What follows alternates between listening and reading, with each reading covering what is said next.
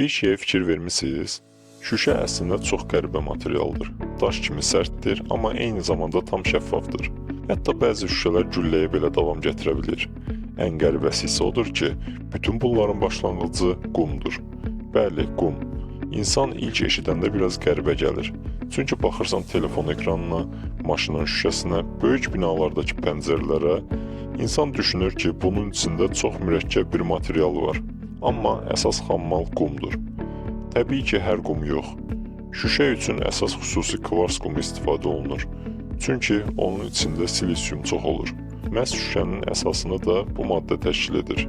Amma burada problem başlayır. Silisiumu əritmək çox çətindir. Həddindən artıq yüksək temperatur lazımdır. Təxminən 1700 dərəcə. Bu temperatur artıq normal istilik deyil. Demək olar, daşın mayəyə çevrildiyi səviyyədir. Ona görə də zavodlarda istifadə olunan sobalar adi sobaya heç bənzəmir. Bunlar dayanmadan işləyən nəhəng sənaye sobalarıdır. İçəridə temperatur o qədər yüksək olur ki, yaxın dayanmaq belə mümkün deyil. Sonra qumun içində başqa maddələr əlavə olunur. Məsələn, soda. Çünki qum tək başına əritmək çox çətindir, həm də enerji tələb edir. Soda prosesi asanlaşdırır. Sonra əhəng əlavə olunur. Bu da şüşənin daha davamlı olması üçün lazımdır. Yəni evdə gördüyümüz o adi şüşənin arxasında əslində ciddi kimya dayanır. Bütün maddələr qarışdırıldıqdan sonra sobaya göndərilir və burada ən maraqlı görüntülər ortaya çıxır. Bir müddət sonra artıq qum görünməz olur. Onun yerində narıncı rəngli qaynayan bir maye yaranır. Baxanda lava kimi görünür. Amma proses burada bitmir. Əridilmiş şüşənin içində hava qabarcıqları qala bilir. Bu isə böyük problemdir. Çünki sonradan həmin balaca qabarcıqlar şüşənin zəif nöqtəsinə çevrilə bilər. Ona görə zavodlarda həmin qabarcıqları çıxarmaq üçün xüsusi proseslər tətbiq olunur. İndi isə gəlirik ən qəribə hissəyə. Dünyadakı əksər düz şüşələr float glass deyilən üsulla hazırlanır. Bu texnologiya ortaya çıxana qədər ideal düz şüşə hazırlamaq çox çətin idi. İndi isə proses belə işləyir. Əridilmiş şüşəni aparıb maye qalayın üstünə tökürlər. Bəli, doğrudan da maye metalın üstünə. İlk dəfə eşidəndə biraz qəribə gəlir, amma məntiqi var. Şüşə qalayın üstündə yayılaraq öz-özünə hamar forma alır. Məhz buna görə müasir şüşələr bu qədər düz görünür.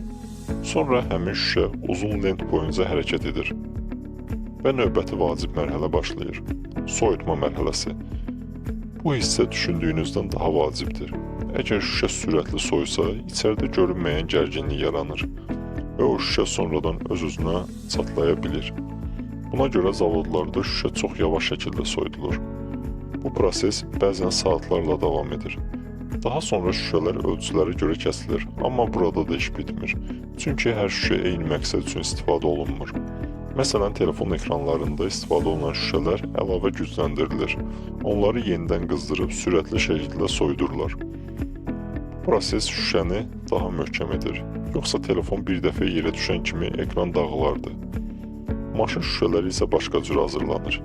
İki şüşə qatının arasında xüsusi plastik təbəqə yerləşdirilir. Məhz buna görə qəza zamanı maşının ön şüşəsi tam parçalanmır, sadəcə çatlayır. Gülləyə davamlı şüşələrdə isə bir neçə qat şüşə və xüsusi material istifadə olunur. Yəni əslində gülləyə davamlı şüşə tam olaraq adi şüşə deyil. Bu, bir neçə materialın birlikdə yaratdığı qoruyucu qatdır. İndi bir düşünün. Biz hər gün şüşəyə baxırıq, ona toxunuruq, istifadə edirik. Amma çox adam bilmir ki, onun hazırlanması üçün 1700 dərəcə istilik, əridilmiş metal, nəhəng zavodlar, kimya proseslər və çox dəqiq mühəndislik lazımdır. Amma bütün bu mürəkkəb prosesin başlanğıcı yenə də eyni şeydir. Qum.